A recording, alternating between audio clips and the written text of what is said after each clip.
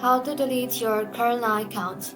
Hello everybody and welcome back to our channel. So let's get started without any further ado. For that, first of all, you want to go ahead and simply open any browser in your PC. Once you open the browser, in the search bar, search for Klarna customer service. Once you search for it, go ahead and tap on the first one that says Klarna.com. So once you tap onto it, you'll land in their official page.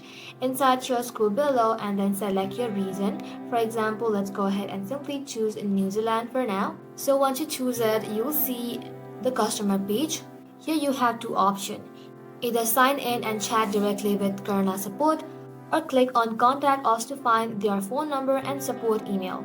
So, to close your account, you want to go ahead and simply contact them through chat, phone, or email and explain clearly that you would like to permanently delete your account. And once you have made the request, a customer service representative will process it and close your account for you. And that's how you do it, guys. Thank you all for watching the video till the very end and stay tuned until our next upload.